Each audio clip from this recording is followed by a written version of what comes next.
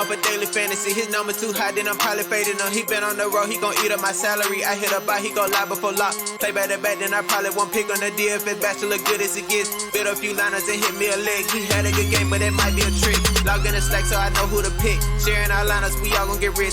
New to this game, you should come to the pad. You might want some cash and get a good laugh. DFS sports, we gon' run up a bag. He heard every game and it's making me mad. You buying your lineups, I think you a cheater. DFS bachelor, he the new leader. Yeah. What is up, everyone? Welcome back to the Bachelor Pad. I, of course, am your host, the DFS Bachelor, and we're going to go over our Fanduel and Draftkings NBA slate for Friday, September 4th. Of course, it's another two-game slate. That's why I said last time, we're going to miss some of the slates. I had a ton of stuff to do anyway, so I apologize for no video for today.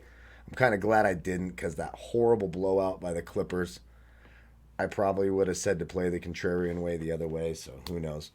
But first things first, thank you again for all your support, all your kind words. Thank you to all of you who are liking the video. That helps the show more than you know, so please hit that like button if you're inclined to do so.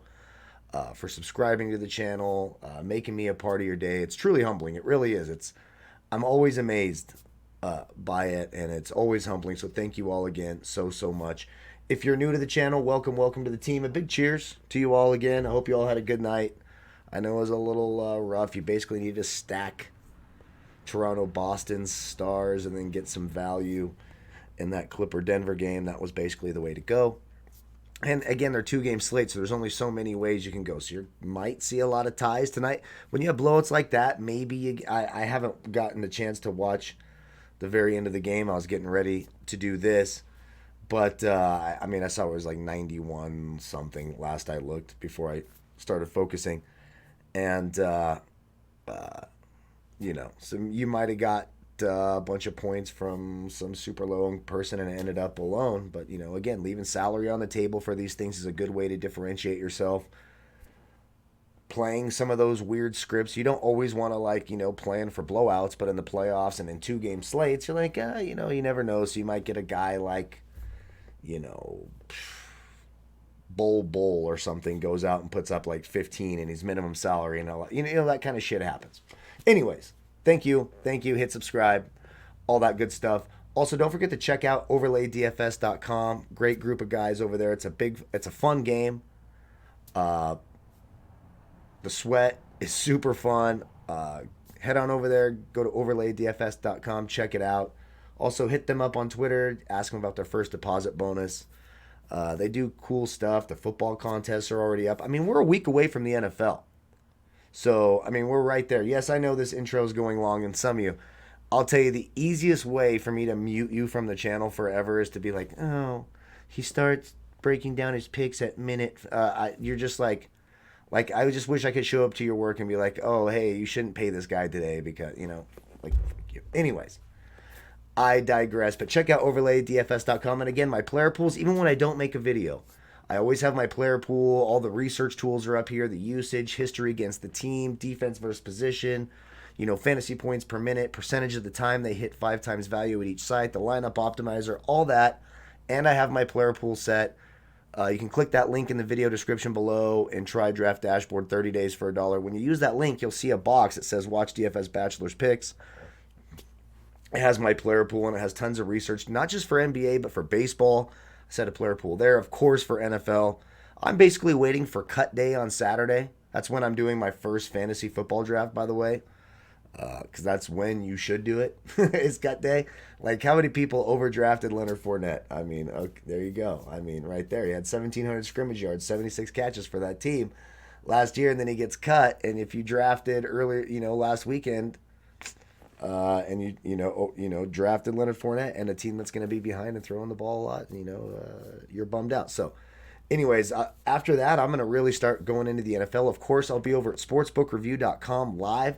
So even though that's a sports betting, we bet the games and the numbers and the totals, and we do a ton of live shows throughout the week. Once the regular season starts, there's going to be 4 live shows a week, including before Monday Night Football, and before Thursday Night Football, and Sunday mornings for an hour. So go to Sportsbook Review, look them up on YouTube. We've been breaking down the divisions. Go over there, hit the like button, all that good stuff as well. So lots of stuff. There's going to be a lot of content for me. I'm probably going to lose my voice a bunch. So let's get into it. Two games. Two games. I think I remembered everything right there. Yeah, you can follow me on Twitter. Anything important that's going to happen for the slate, I'll have up on my Twitter page at DFS Bachelor, of course, as well. So, point guard. For the first time since he's been back, I love Russell Westbrook tonight. Or tomorrow, whenever you're watching this. It's late Thursday night when we're doing this. He's 8-5 on Fanduel, 8-6 on Draftkings. Not only does he have a good history against his team, but I think Russell Westbrook's going to be really important in this game. He's going to have the opportunity for plenty of rebounds. You're going to see him around the rim a lot. And it's a tough matchup for James Harden defensively. If you're just a little bit more physical than him and can defend like KCP can do, there's other players, even Rondo when he comes back is going to give Hart if he switches over. But KCP is going to be tough. The Lakers are a good defensive team, and James Harden struggles against that kind of adversity. You saw it. He bailed himself out with that block shot. We will say that. He was losing that argument. It's like when you're losing an argument and the person you're arguing with who's totally winning says something really, really stupid, and you're like, boom, I get the win the last second. That block shot was that. It bailed him out from looking stupid because James Harden was terrible. He actually will probably be the most rested Rockets player in this game because all he did was stand around and pass and look lethargic and was inefficient and disengaged because Lou Dort, his, his whatever you call it, Eskimo cousin of college, I suppose, Eskimo brother of college. They both went to Arizona State. We all know what happens there. Lugens Dort dominated him, and he bailed himself out. But I like the price on Westbrook. I'm encouraged that he played 33 minutes in Game 7. The minutes are just going to keep going up for him. They're just trying to make sure they don't overdo that quad injury that he was coming back from. 8-5 and 8-6. I like him more on FanDuel because he's not going to make a ton of threes. If he does, if Russell Westbrook makes a ton of threes, he's going to have like 90 points. If you look at his last 4 games against the Lakers, 59, 83, 60, and 53 on FanDuel. Huge games. It's not a terrible matchup for him. They're going to need him to attack the basket. That's the best way to attack the Lakers' defense. That's now, I will say the Lakers are allowing the second highest three-point percentage of the teams left in the playoffs. Only Denver, of all the teams left in the playoffs, is worse defensively from the three-point line. Milwaukee's just above them. Those are the 3 worst teams left in the playoffs defending the three-point line because they're really good defensively inside, and that's what they should focus on. So there is some room to make some threes, which is kind of the same reason why Houston is a problem for the Lakers, like Miami is a problem for Milwaukee. Now, I think the Lakers, they just have more experience, and this is where it's like, LeBron, the way that Miami is stopping Giannis, that won't necessarily work against LeBron. He's a little bit better of an outside shooter. He can make the threes if you leave him open. He'll take that challenge. And he's more in control. Giannis is, it's just he gets a lot of offensive fouls. It's not going to happen to LeBron. So there's different scenarios in that. I like the Lakers. I'm a Lakers fan, but I think the Lakers win this series in 6 games. But I like Westbrook. I've talked on that for too long. What are we at? 8 minutes. There we go. Whatever. It's 2 games. This is going to go quick. Goran Dragic. It's the most expensive he's been in years since he was with Phoenix. Seriously. He's 7-2 on FanDuel, 7K on DraftKings, but now he's starting. He's playing that 30-plus minutes, and he's got the upside. So it's limited options because you only have one more starter. You got Bledsoe, and then, especially if you're playing FanDuel. Now, of course, on DraftKings, you can do it differently with LeBron at the point and shooting, different shooting guards at the point, etc. But Bledsoe at 5'6", again, he's not going to play a ton of minutes. Now, he should. I wonder if Mike Budenholzer's finally like, hey, I look at every other good team, and they play a tight rotation. They let their players get into a rhythm. They keep their best players on the court. They don't play 7 guards in the first quarter. And, you have to play some Bledsoe. Of course, you're going to have exposure there. George Hill, look, you're not going to get like 35 out of George Hill, but you could get 20 or 23 or something, That's it. Kendrick Nunn, no. If you're playing 150 lineups and you want to sprinkle guys in like Kendrick Nunn or Alex Caruso even, I think it's going to be lower owned. He's 3-6 on DraftKings. I like that price for him. Look, Rondo is supposed to play tomorrow. And getting playoff Rondo is a good thing. Now, he has not played at all, so I don't know what to expect. If I'm playing 100 lineups, 150 lineups, hell, even 50 lineups, I'm sprinkling some Rondo in because it's a look at Patrick Beverley tonight for the Clippers. And if that game would have been closer, he probably would have even had more. And he hadn't played in a while. Now, I know he's played far more recently than Rondo, and Rondo was coming back from the hand injury, then it's the back, etc. But playoff Rondo is someone to keep an eye on. He's 3-2. I'm telling you, if for some reason he squeaks out 20 minutes and he's just maybe in better shape than we think, he's been, with the team and all that stuff. It's just been these back spasm things. So Rondo, I think, is an interesting tournament sprinkle type player only. Let's go to shooting guard. I'm going to make the shooting guards quicker. And a big cheers to you all. I really do appreciate the support. Thank you all very much. Let's go to shooting guards. So, James Harden. Now, of course, he's on play. He's 11K on Fanduel, 11-2 on Draftkings. I like him more on Draftkings, of course, because of the 3-point bonus. Basically, for me, it's like this.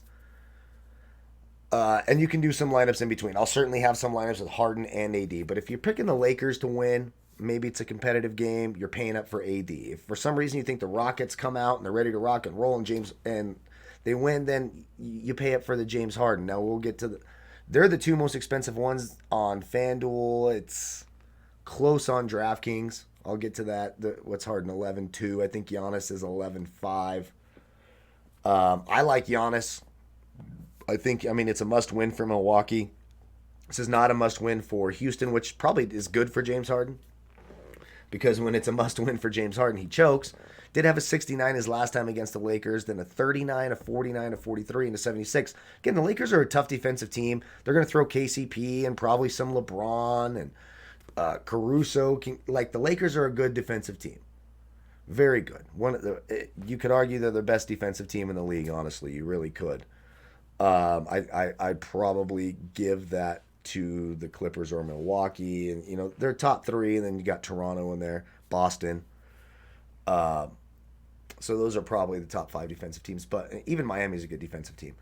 I'll have some exposure to Harden. I'll probably be under on Harden and more on Giannis. Jimmy Butler, 8-7 and 8-3. I like Jimmy Butler. Again, you worry, you hope that it's a game like Toronto-Boston tonight. You've seen this through the history of the NBA, and it's a little different this year because they're not having to travel to the other cities. But teams down 2-0, especially if they're the favorite in the series, they come out and dominate Game 3. It's a whole different year. You just worry about that blowout. There's some injuries for Miami. Iguodala is questionable. Kelly Olynyk is questionable. Again, I'll have that on Twitter at DFS Bachelor as soon as I know tomorrow. But I expect that they'll play. At least one of them. Most likely Iguodala will play. This is, he's an older guy, but it's the postseason. This is Iguodala time. But yeah, I like the upside of Butler. Again, he's priced up a little higher than I like. You can usually get Jimmy Butler in the low 7s on DraftKings and high 7s, maybe low 8s on FanDuel. He's priced up a little bit. If they're struggling and not making their 3, they're going to run their offense through Jimmy Butler, and he'll have a ton of usage. He's going to take a bunch of mid-range jumpers. Sort of Kawhi Leonard-like. Not as good as Kawhi Leonard, but that's how he will run on the offense. Steal opportunities and blocks, etc. I'm just nervous. I think Milwaukee comes out on fire tomorrow. I like Middleton a lot, 7-5. He's 8-2 DraftKings, and he's still a little cheaper than Butler. Similar. So those two players have exact similar upsides. Now, Jimmy Butler will have a little bit higher usage rates most times. Now, he hasn't so far in this series. So far, they had the same usage rate at 34% in Game 1 and 29% in Game 2. For Middleton, it's the same for Milwaukee. Giannis is not a great half-court player. So if Miami plays good transition defense and forces Milwaukee into the half-court, Chris Middleton needs to be who they play through and who they generally do. I know they try to force it to Giannis a little bit in those situations, but Middleton's their best half-court offensive player because he just has more ways he can score. If he can get a cutting Giannis who gets a step towards the rim, he can dunk from, half-court, the three-point line. He only takes one step to get there from wherever he wants to on the court and dunk. But it has to start with Middleton. I like Middleton a lot. Tyler Hero, 5-4 on FanDuel, 5-2 on DraftKings. He's a hit-or-miss guy. It just really depends. You saw Game 1, Milwaukee focused more on guarding the three-point line because they were one of the worst teams in the regular season and even one of the worst teams in the bubble. defending the 3-point line because they're so good. They just pack it in and force you to make the threes. Well, Miami can do that. So then they tried to not be themselves in game one. Then they went back to being themselves game two. So Milwaukee's going to be like, damn, we just need Miami to shoot poorly. Tyler Hero is a tournament play only. It's a high rate. He's got a nice ceiling. He has big upside, but he's got a scary floor. And that's the same with Duncan Robinson. I like Danny Green a lot. He plays well against Houston. It's his former team. 5 straight games of at least 22 or more, a couple 28s, a 42. This is the type of opponent for Danny Green. He's going to be open for 3. He's going to have bigger defenders on him. He's going to have room to shoot in this series. He's 4-3 and 4-1.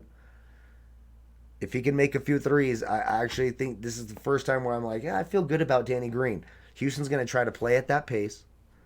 He's not going to have a tough defensive matchup. They're going to be switching off the pick and rolls. Harden's going to be dropping down into the post to defend, where he's actually a fairly decent, effective defender in the post.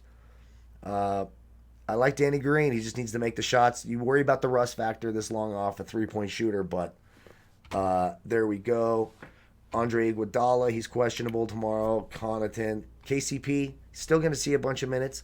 You could see, it'll be interesting to see. We don't really know whose minutes are going to go away for Rondo. Will it be Alex Caruso or KCP or Danny Green? It just kind of depends. If KCP gets hot and Danny Green's 0 for 7, KCP will get the minutes and vice versa. That's just how that's going to work. So I'll have some exposure there. Again, low floor. He can get you single digits. He can also get you a 38, which he did 2 games ago against Houston. Obviously, the closing game against Portland, he put up a 29 and 28 minutes. Wesley Matthews will play the minutes, but he's terrible. I don't know what else to say. He's not going to score a ton. Let's move on to small forwards. Small forwards, I like Giannis and LeBron both. I prefer Giannis tomorrow. He's cheaper on Fanduel by 200, and he is more expensive on Draftkings by 500. It's a desperate game for Giannis. Now, it's a better matchup for LeBron, so you can take that as you will. I just have a feeling Giannis is going to go off. You do worry about a little bit of rust for the Lakers. LeBron's 10, 8, and 11K. I'm going to have exposure to both. I'll probably just have a little bit more Giannis than LeBron. Doesn't mean I'm not playing LeBron. Before someone says, hey, you told me not to play LeBron. No, play LeBron. Have fun playing LeBron. Me personally, it'll be close, but I'll probably have a little bit more Giannis just because of that must-win kind of thing going on. You got some rust with the Lakers. But again, I'll have exposure to both. I like Eric Gordon. We talked about it. The Lakers not defending the 3 as well in the bubble. Plus, Eric Gordon's playing a ton of minutes. He'll take a shot from anywhere, especially if James Harden or Westbrook is struggling. He'll get the ball even more. I don't mind Eric Gordon. Jay Crowder, it's getting a little expensive now. I liked him in those mid to high 4s, but now he's 5K and 5-3. Now, he just got a 32 in that last game. He made quite a few threes in a row to start that. If a couple of those don't go in, that's a big price. I think I'll pay down for Daniel House at 4.6 and 4.7. Markieff Morris, like a small sprinkle on DraftKings at 3.4. Just because Houston is going to come out and try to play small. So maybe now the Lakers almost always have either JaVale McGee or Dwight Howard.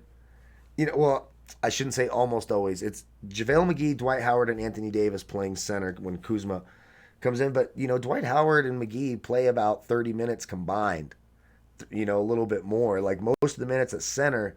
Now, if Houston is just making a ton of threes and it's just too quick for him, whatever, then I guess you could sprinkle in Morris. He's been playing about, 15 minutes, 15, 16, and 18 the last 3 games of that Portland series. A couple of those games were blowouts. And then that's it for me. Now, if Iguodala and Olynyk are out, Derek Jones Jr. could be interesting at minimum salary on DraftKings. Let's go to power forward. AD, I really like Anthony Davis. I just don't think they have anybody on that team who can give him any problems at all. A 32, a 70, and then 31 his last 3. Some of those are because of limited minutes and the scenarios. But his point. Look, the last game that the game 5 deciding game against Portland, 62 and 36 minutes. 17 minutes. You remember he left with that back injury or whatever. Still put up 41. Houston, PJ Tucker, I know he's gritty. If Anthony Davis isn't rusty, he's gonna have a huge game. If you got the Lakers and a high scoring, paced up sort of game, which this could turn out to be, I like Anthony Davis a lot. Bam, I don't mind him. I'm a little nervous about it just because, again, it's 2-0 underdog against the 1 seed Milwaukee with maybe the 2-time MVP here in Giannis. And I think the NBA wants him to win. We know how this goes. So foul trouble is not going to surprise me. You might see sprinkles of Myers Leonard. If Olynyk is out and Iguodala, like Myers Leonard might see the court tomorrow. If they're both out, I like Derek Jones quite a bit. He's the right kind of player defensively. Athletic, can block shots, can score inside. Title of the sex tape. There you go. Robert Covington went way up in price. I've enjoyed playing him the last 3 games for sure. He's up to 6.8 Fanduel, 6.3 DraftKings. Love that price on DraftKings. I'm cool with that. 31, 39, 34 his last 3 against the Lakers. Again, you see all that right here on the screen and his hit percentage. Kyle Kuzma, I think, is more valuable this series. You're going to see a lot more Kyle Kuzma, in my opinion. The real problem with him is he's not a great defender, but if you can put him on PJ Tucker and just tell him to stand out there and contest the corner 3, a 43, a 32, a 16 in his last 3.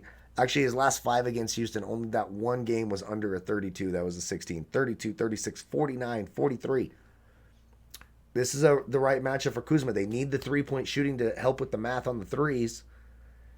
And, they can put AD at the 5, and he's still by far the biggest. In fact, you could put Kuzma at the 5, and he'd be the biggest player on the court. Unless, I guess, they played Jeff Green. I guess that's probably pretty close. But that's my point. Like, there should be more.